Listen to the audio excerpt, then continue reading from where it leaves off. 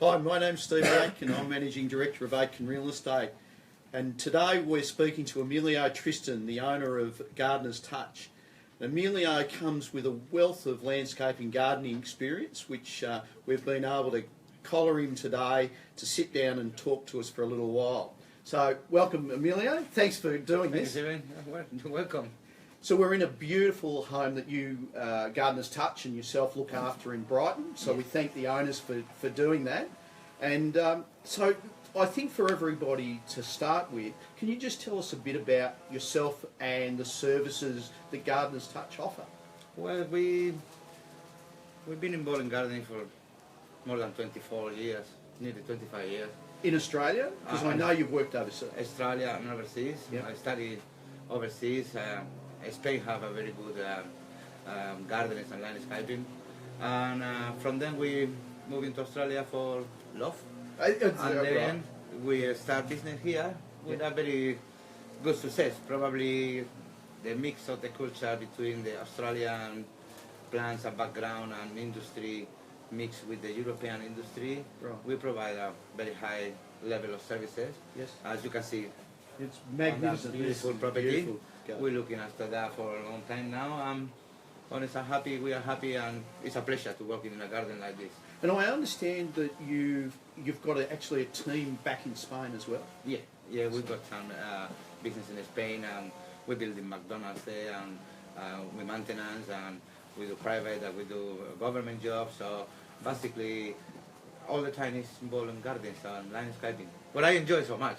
Yeah, and the other thing is that you've got my understanding is that you've got a degree in architecture as well, and landscape. Master architect, and after that do 2 years landscaping because it's an extension of the architectural degree. Yep. But it's more specific for landscaping and gardening. So I do another 2 years more just to make sure I have the right things and the right knowledge to start my own business, what I do after working for an international company for around 6-7 years. Okay.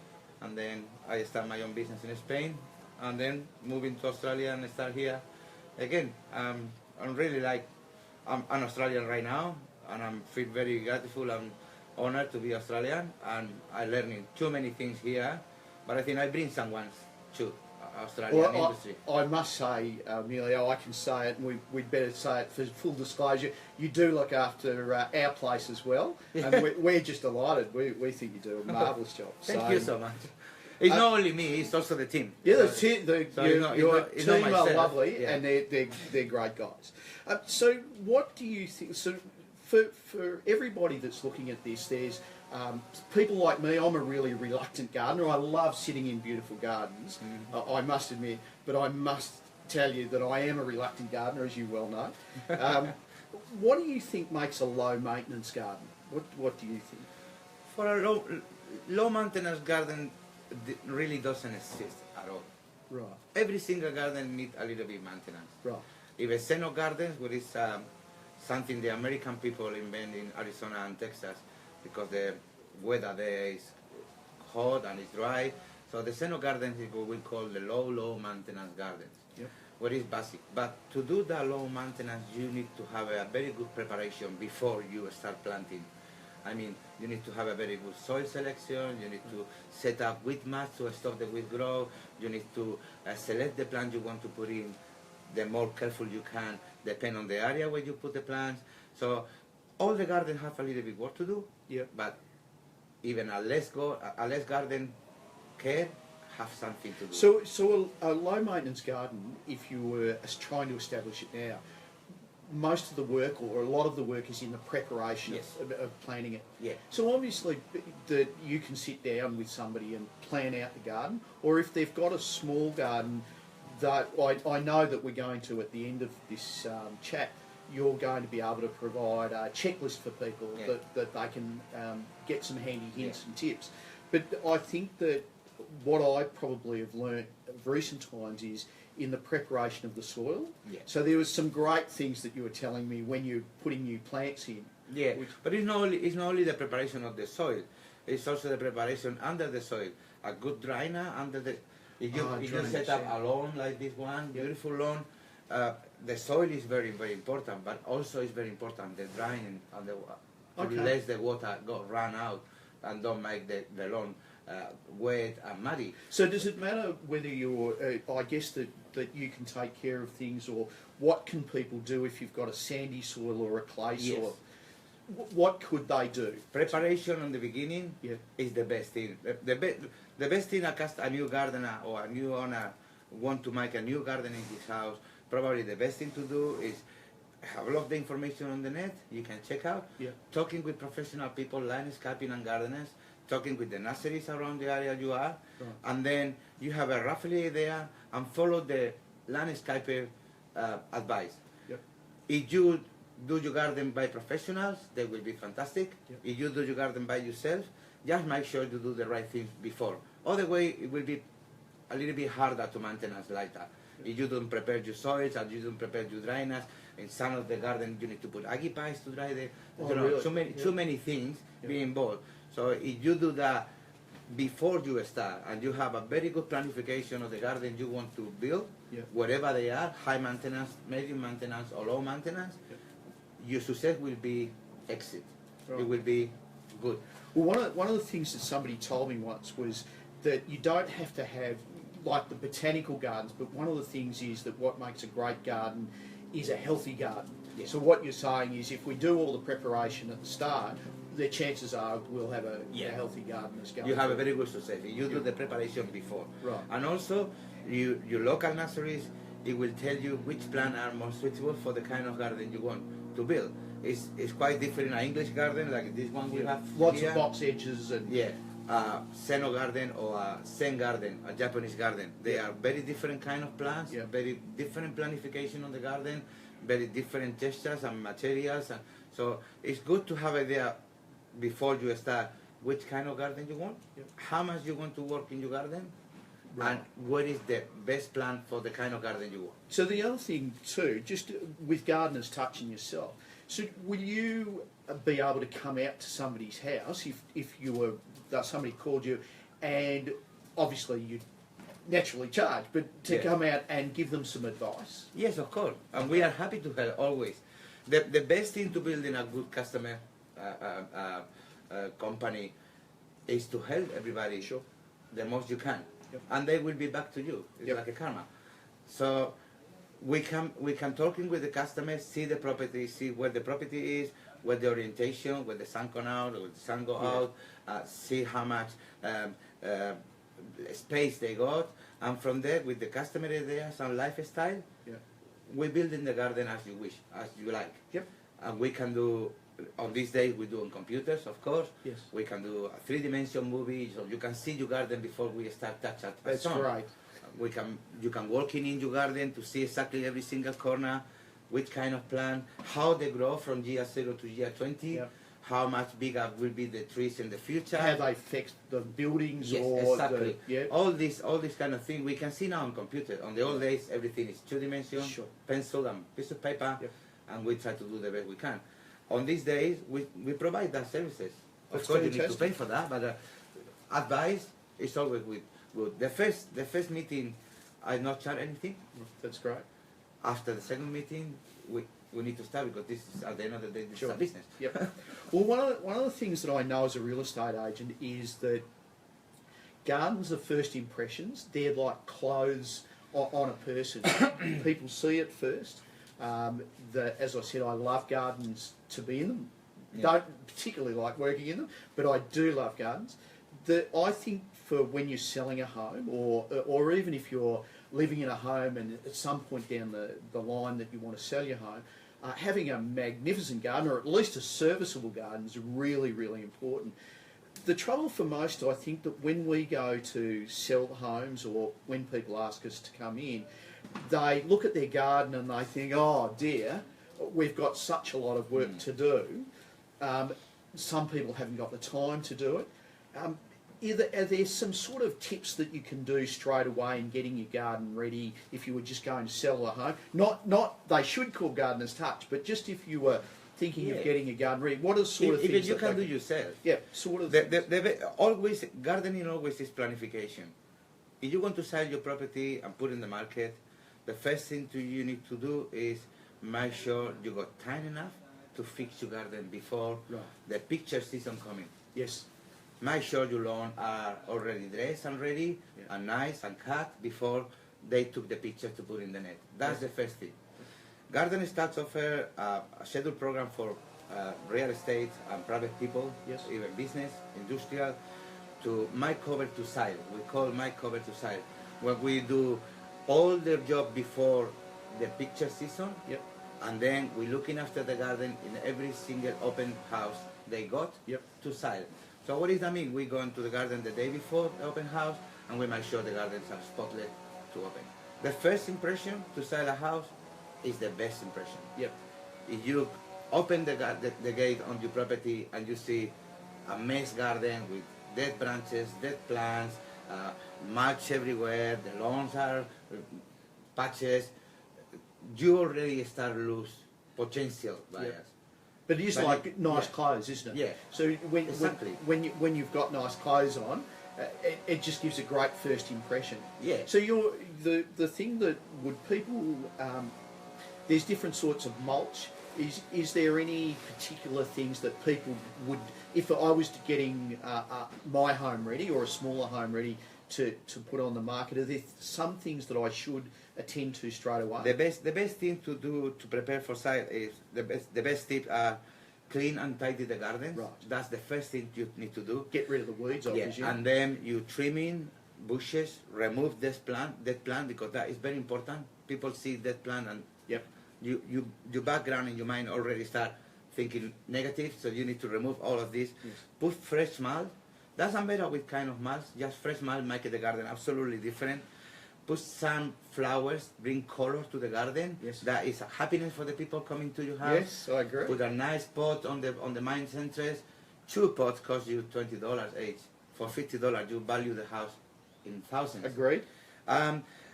One of the things we found along the way is very important for more of the people. It gotta renting a pressure machine and clean all the pipings and driveway to make sure the pipings are spotless and clean and clear, and that already brings you good. And I think that the other thing that you mentioned is just cutting the lawn or the grass and edging it. It just sort of makes it all neat and tidy, doesn't it? When you're thinking to sell your property, the next point is contact the real estate.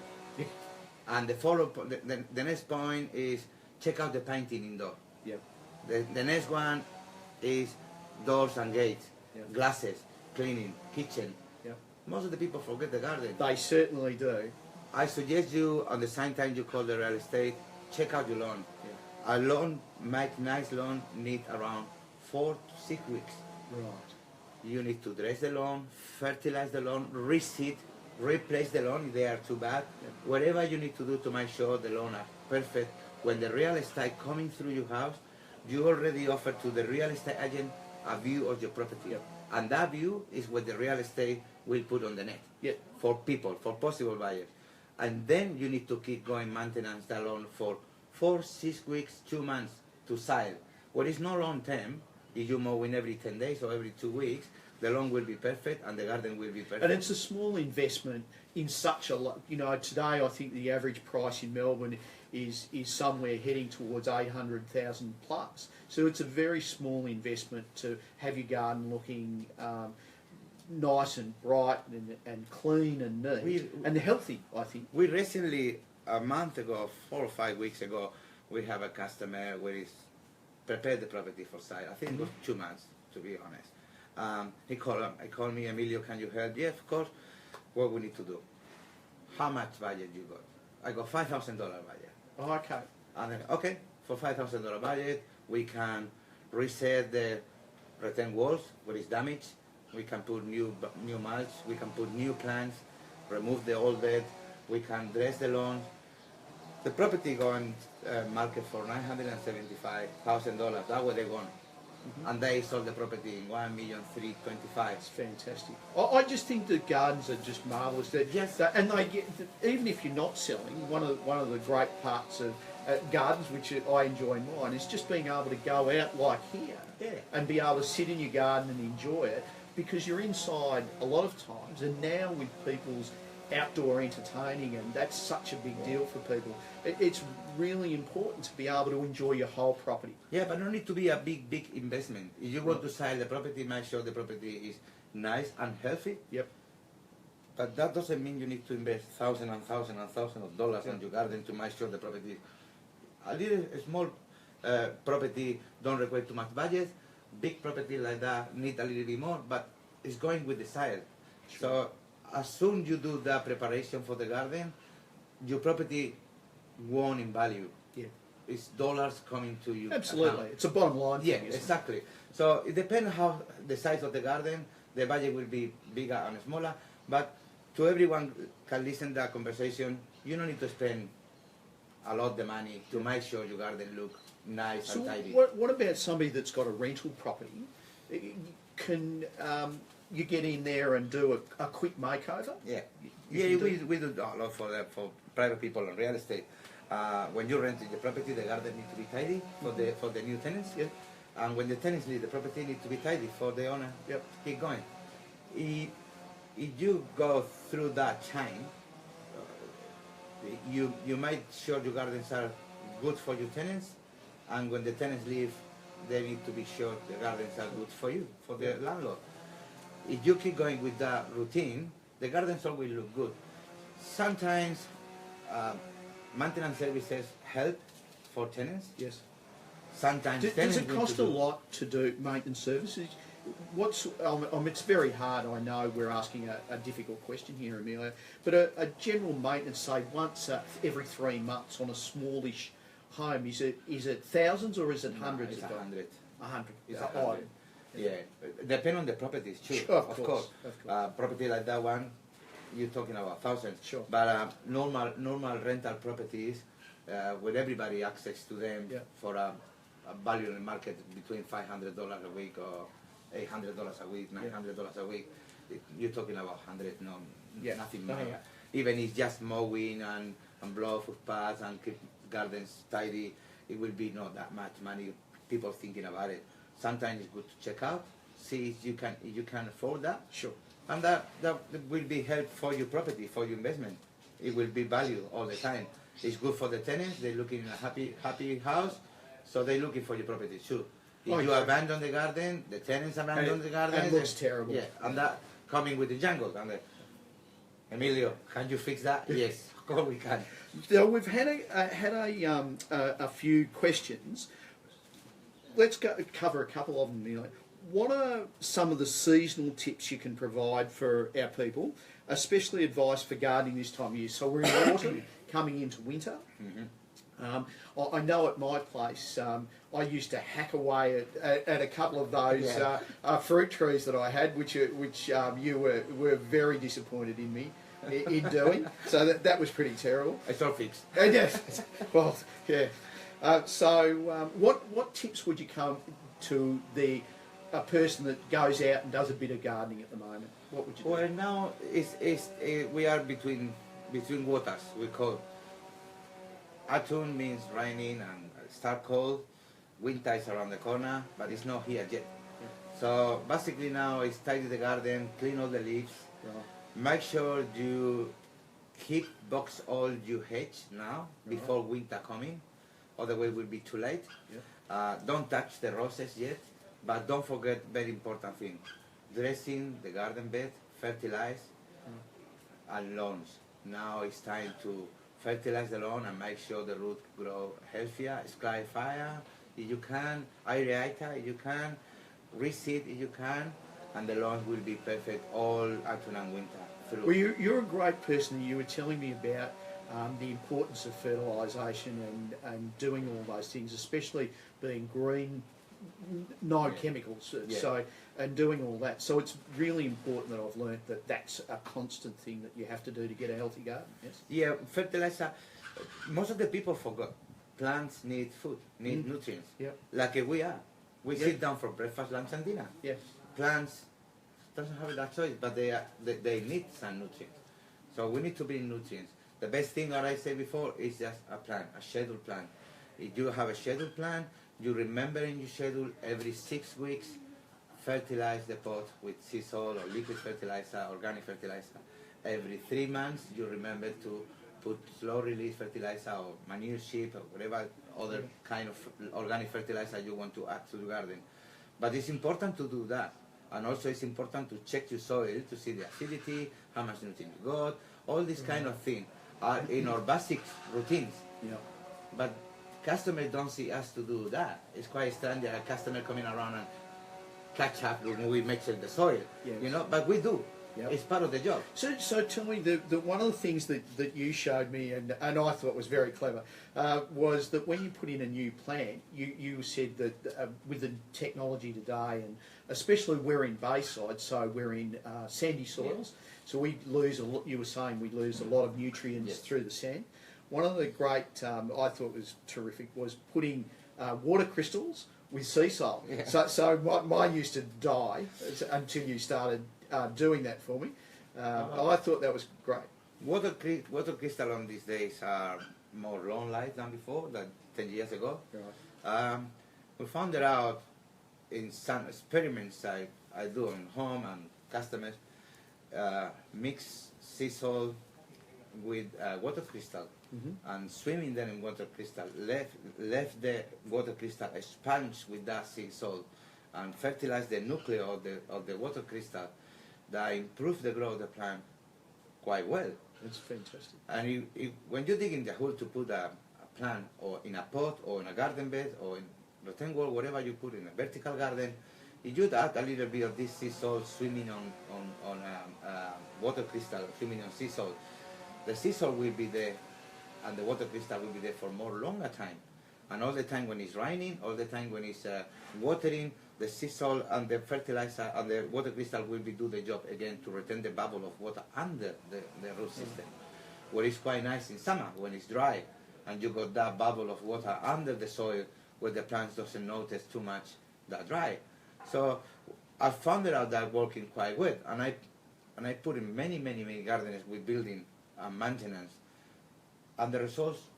Yeah, no, and my place as well. The other thing that I wanted to ask you, I have to ask you, and to expand on what we were talking about, you studied ancient gardens. Yes. Right. So you told me to go and get a jar and get some old bits of metal, rusty nails and things like that, put them in water, get rusty water, and then tip them onto certain plants. Explain that to me, and about the Roman. Well, on the old days, Romans, basically all the Arabian countries, on the old days, before Christ, and when they building a new house, a big senator of the Roman Empire building a big house, his slave have to put a coin, a metal coin, under the age plant of the trees they planting. Right. Why? They thinking on these days that coin bring health economy, and also the rusty metal under the root system for long years produce what we call chelato ferroso, or iron. Right. So the weather and the raining produce that chelato ferroso under, which is one of the most important principal elements to grow green plants. Right. We use that old technology in another new way. Yep.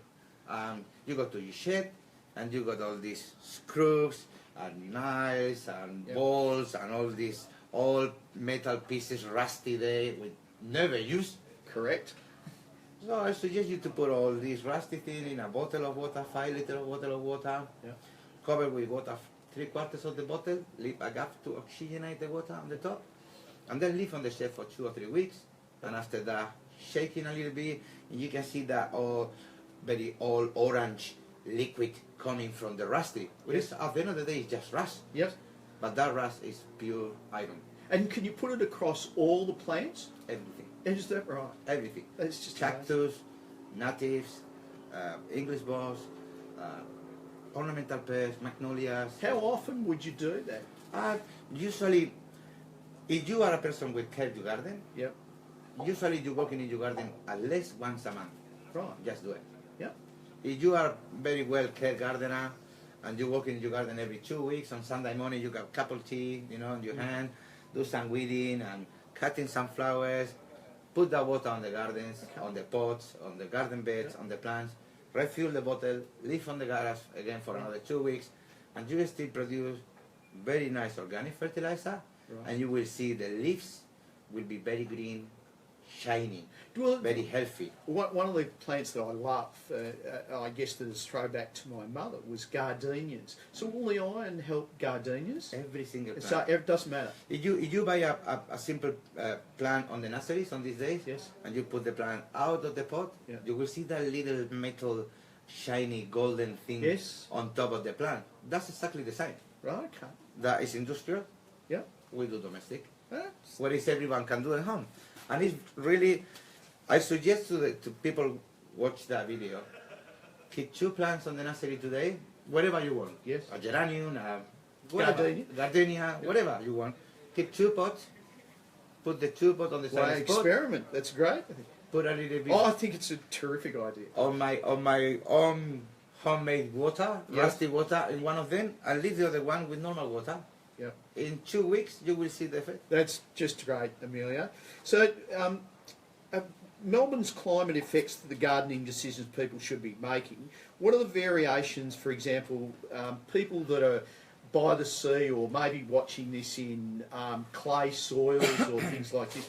Is there a lot of difference in how people should attack their garden, or does it still come back to that basic preparation? Well, preparation is the key. In every single area where you live. Close to the sea, close to the mountain. On slopes, everywhere, preparation is the key. You can live close to the sea, but if your soil are not in a good condition, you don't succeed at all. So the first thing is to check out your local nurseries, see where they got. The nurseries doesn't have the same plants close to the sea than the ones on the hills. They are different. Big difference. So go to your nurseries, check out what they got there, check out with the local gardeners. On the net you got heaps of information. Check out with the local gardeners, have an idea what they're thinking. Always check 2 or 3 different companies. I suggest to my customer, I know we are good, but please check with other people, because maybe our rates are too low and you are so happy, or rates are so higher and you are not that happy. So check with 2 or 3 companies, have the 3 or 4 different ideas, 3 or 4 different right places, how much they cost, and also it's good to talking with different people because everyone has different ideas. What I like more Australian gardens, other people like more English garden, and other people like more Chinese garden. So talking about that though, when you look at a beautiful garden like this with the English box hedges and all the ivy and all the rest of it, this obviously requires more work than a low, I'd call a low maintenance Australian garden. You know, lots of sand and that sort of thing. Can you get a happy mix of that? We got fusion. Fusion is you got Australian native plants, and mixed with any other style of garden you can. Chinese garden, Japanese garden, English garden, European garden, Italian garden. You mix that too. Well, you need to be clever, but that's why they ring gardens. Exactly. You need to be clever, but the results are fantastic. The results are very good. And a low maintenance Australian garden, it will bring you a lot of happiness and less work than an English garden like that one. And you'll be more than happy to enjoy and sit down in your outdoor area with your kids and have a fantastic barbecue and enjoy the Australian lifestyle. What is fantastic? With a simple low maintenance garden with Australian native, you can have a very nice dry river design with a rusty metal things and barbecue areas and sit down in a very Australian way, and you can mix that with boxes and climbings and avies. So one thing go now together with the other, and we call fusion. What is give us a very good result, especially for small properties like now Melbourne go to that way with the properties are more smaller. That's actually somebody emailed me during the week and said that they were moving from a house to a unit, and it had a little courtyard, and they loved their garden. They were moving because they didn't want much maintenance. But you can do something with a small courtyard. Of course, we can do fantastic garden in a space like we have here in the gazebo. We can put vertical gardens. On this day, technology is That's, fantastic. they are great, aren't When they? you can grow your own herbs and I vegetables. was just going to say, what Supply about to you. herbs and vegetables? We were talking about this before we got to air, Mm. and I think lots of people like to grow their own vegetables, but I always thought they looked a bit ugly. You know, you see vegetable gardens, and can they look nice? Oh, they can. And also the materials of these days are fantastic. We have cooler bore, garden beds rising up half meter from the ground, so you don't need to bend them too much. We can do nearly a meter higher garden beds, veggie pads, with sit down areas for all people. So you can In sit a down sleeper- there. Yeah, you can sit down like we are now and pick up your own tomatoes. Yeah, it and sounds sit with it. fantastic. And also a nice veggie pad with AC grow veggies. Yep. It's very healthy for your mind and for your family. The kids coming around, they learning to grow some veggies without chemicals, Yep. more green, more organic food. The parents can teaching them to be involved a little bit more on the garden, Yep. and you can feed your family. Yeah. Well, look, actually, bringing that up, why can't I grow my coriander? Your coriander needs water with metal. Probably. Okay. That's the best thing, and also a little bit sun. Coriander is very important. Have a little bit sun. So, what would you say are the best?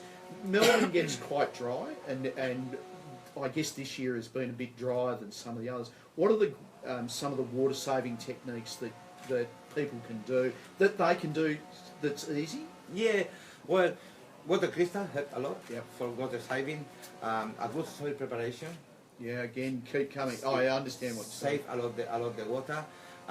If you go away, don't forget to put a plate under the pot to keep that water there. Just let me interrupt. Just going back with the soil preparation.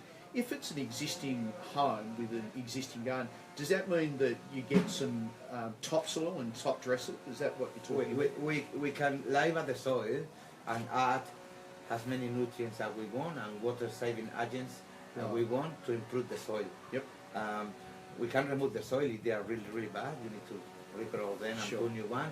But on this day we can work it out to make sure they got enough nutrients and enough water savings, where it's quite good. And I suggest just to do it. Never planting in a construction sheet soil. You need to label all the time because So- they are really bad soil, and usually the builders flipping everything. Yeah, they there. do, and they leave stuff Yeah. around, and Yeah. it needs to be. So need to be And, clean. and that's one of the thing about making a garden improve the value of a home. I drove past one the other day where a new house was on. You're quite right. The construction materials around and were all the rest of it, and that house was really lovely. And I think that they've done some basic garden work. But I thought to myself, the house probably cost, I would have thought, somewhere around $600,000 or $700,000 to build. And the garden was a disappointment compared to the house. And I don't think people really pay as much attention to their gardens as they perhaps should. Usually, new properties is going in budget, and depend on the owner or the people building how much they care about the future. Yeah, Some of the properties they building just for investment, sure. but when you want to live in that property you build, you want the best garden as you can. Absolutely. Put soil on top of all the rubbish the builders drop in. It's not the ideal. Tomorrow your son go with you to planting a new plant for mom. They can help yourself with a glass or Yeah. nails or Yep. timber frames or all the things. So first thing is to clean, and then tidy the garden area, add whatever you need to add and Yep. prepare. And this It's a comes little back bit- to the preparation Yeah. you were saying about making sure your drainage is right. And, Exactly. And get and I think that's a great thing. If you're building a new home, it would pay to get professionals in. You pay your architect or that to come in and do it. Getting somebody like yourself in is really important. If you spend 700,000 in or building a new house, put in your budget another 20% of that money or 25% of that money for gardening. Yeah. And Yeah. with that budget, you got a fantastic result. Look, I must say, Emilio, I know since we've chatted about my garden and you've been involved in that, I know how much work's involved in getting it, but it's coming together. But it is absolutely magnificent to sit in a beautiful garden, and I think that people should call you and have a chat. So with the water saving techniques, so there's water crystals, obviously sprinkler system. You can do. Yeah, we can do reticulation. We have very different kind of water system. Different for lawn than a garden bed. Okay. We've got drip system for garden bed. We've got sprinkler for lawns area. We've got micro rain for specific plants or rain forest plants. So we can plan all the things. Technology, of course, bring us a lot the saving water, whether it's water saving agents up to the soil, whether it's a weather checkup where they stop to raining or they. You can put, even you can manage from your own phone right now, when you want to water, how long you want to water it, which time of the day, by season. Will that save people in their water bills eventually if they plan it out, do you think? But if you planning a very good water system in your garden, you save thousands of dollars a year in water. Yep. But it's not only the money, it's also we're looking for the green point of view, we save resource. A fantastic resource with this water. Yep. Today we have too much water, tomorrow not enough. Everybody cry. Yeah. So it's good to have a very good planification and all coming together. Schedule from scratch is the key. Yeah. That is the best point I can, or the best advice I can to everybody tell. Make sure you prepare your garden, your dream garden from the beginning. Yeah. From the dryness, from the water system, from the soil, from the plant selection, all together. Save you thousands of dollars at the end of the day. And time, probably. Time, and also the fantastic. Don't have and the other thing is you can go away. You can leave your garden and leave it in with a peace of mind. I remember planting little gems, the magnolias, and I had a whole fence line of them, and obviously our water system wasn't up to scratch. And a few years ago in the great heat, we came back and it looked like a bushfire had dealt with. Well, that's what I say. Planning the garden from beginning is the key. Yeah. If you don't have very green thumbs, or you don't want to work in your garden too much, that is the key. Right. But if you want to work in your garden as much as you can, that will be the key too. Okay. So always planification is the best key. Okay. The better planification, the better water system, the more money you save along the years. Right. And the best resource you save along the year. Well, we're looking for that. And it will enhance the value of the home. That's one of the things that I want to get through to everybody today, is that it's really important to understand that people will see us and they paint their house, or even if they don't do very much, but it is like getting dressed. I think that if you don't have to re-engineer your garden, but if you can present it in a neat manner with healthy plants, I think people just, it doesn't perhaps make their heart sing, but it certainly makes them feel good when they look at a home. It's like a well-maintained home. People feel like it's loved. Exactly, and also if you prepare your property for sale, when somebody close the door, close the gate, and see a good garden, you have 75% the chance already made. Yeah, they're happy to walk in. A couple of the other questions that have come through is there any particular plants or anything that you can do that'll give your garden a better edge over your neighbours? So, or is it just an individual thing? No, it's an individual thing. I think everyone have different tastes. Yep. And that taste make us different to everyone. Sure. You know, some customers, like this customer, they like everything perfect and spotless, and we are glad to do it. Me too. I love this garden. As you too. It's in my garden, yep. I'm a little bit more looking for practice because I do gardening all day. Sure. But in my mom's garden, everything needs to be perfect. Right. So everyone has different. Can you do in Melbourne? I was speaking to somebody the other day, and they've got an outdoor area they like the tropical type of thing, like Bali. Yeah. Can you do a tropical garden in Melbourne? Yes, you can. Yes, you can. There's a good micro rain system, water system, will be help you a lot to keep going with the rain tropical garden you want, or tropical Indonesian, Thailand, all these tropical And there's gardens. enough plants in Melbourne that you can that'll Yeah. work okay. As soon, especially sequoia, when you can create your own climate around, Yep. they will be perfect.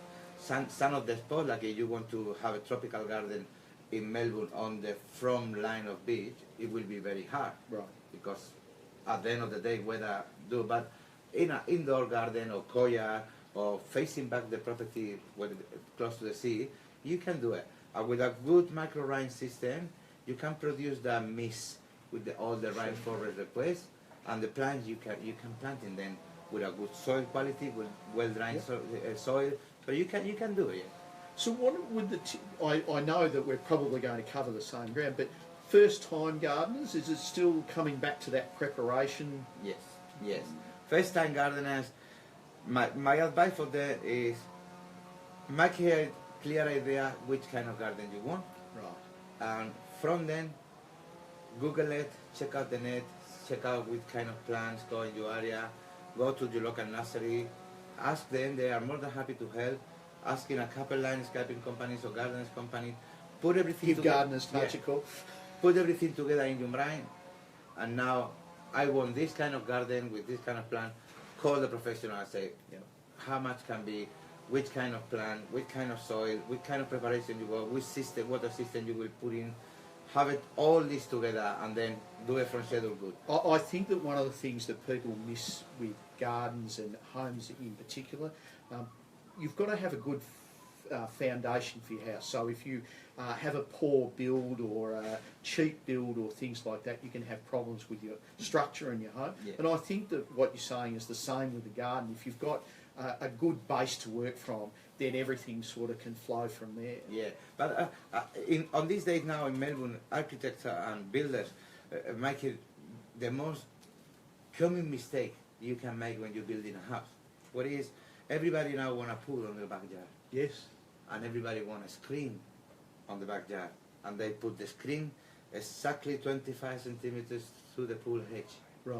What is quite hard to maintain that screen. Right. What is quite hard to maintain the pool because the leaves and the road is coming to the pool. Yeah. So thinking on all these little details before you building your pool, because the pool will be fantastic if you put half meter. Yeah. There. And I presume this is the same with trees that produce cracks in houses and garages and Exactly. things like If you plan in your house, put a pool in your house, on your backyard, make sure the pool is building with a good quality materials and with all the safety regulation to make sure the roof doesn't go in. Right. Choose the right trees or plants around them to don't block That's the base. critical, isn't it? Yeah, that is really critical. And I saw many things on this industry like, oh my God, oh my husband liked that tree. Yeah, but you can put that tree 25 meters on that corner than here on the pool, Yes. where is green the pool because all the leaves are there. And now, Emilio, certainly in Bayside and lots of other councils in Melbourne, if it's over about a metre wide or half a metre wide, can't cut it down. I know, So, I know. so it's a great... Also regulation is important. That way you need to check out the professionals Indeed. to make sure you do the right things and your plans are right. Yeah. Because sometimes you cannot do whatever you want. You Yeah. need to follow the law. So the other thing is too, that's a great thing to talk about very quickly, is with trees, do you do tree cutting? Do you, or no? We do most of the box on the trees, like you can see here, all the ornamental pears, they are boxed up. Yes. We do most of them, but to that kind of job we call a professional arborist, Right. and we use them to do the job properly. We can do, like for example in Spain, a gardener is allowed to do everything on the garden. Right. In Australia we have more Specialists, specialists in every single field, like a specialist in lawns, a specialist on trees. And they do have to check with councils on big trees. Yes. I've run into a few problems on blocks where people want to develop and they want to just cut down a tree, and you just can't do that. Not on big trees. No, these no, days. some of them are protecting. Also. Yeah, absolutely. That's So, quite right. yeah. Right, Bob. So, what? That was the other thing that I was asked during the week was on a boundary. So, this is a bit different on such a big block here. Are there any particular plants or screening plants that you'd suggest? Well, it is back again. every customer are different and every garden are different, depend what you want. Yeah. Some customers like this one got absolutely fantastic ficus climate, Yes. where it's quite good and healthy maintenance. You can put another kind of tree like a Pittosporum or Pinus or whatever you want. Right. You can put whatever you like it. You think about it on the problems it can bring later. Leaves, root system, water, but as soon you like it, you can put in if they are fit on the area you live, of course, by the way. But you have no problems at all with the boundaries. To this side of the property is your problem. Yep. To the other side is your neighbour problem. You want to have a good relationship. That's with right, your you neighbour. do, because it's a bit like ours that flop over the other side of You the need neighbour's to walk property. it up. Absolutely. We're looking after properties with the owner. For example, the owner of this property is not only looking for his size, he's also doing the. So he's a good neighbour. Yeah, They're good he's very neighbours. good neighbour. Yeah, that's right. So, yeah, if you do that, everybody's happy, Sure. and the garden looking more healthy. But sometimes it's hard with neighbours. Yeah, I know. So what we're going to, I know that we've taken up a lot of your time today, so That's we all right. really appreciate it, Emilio.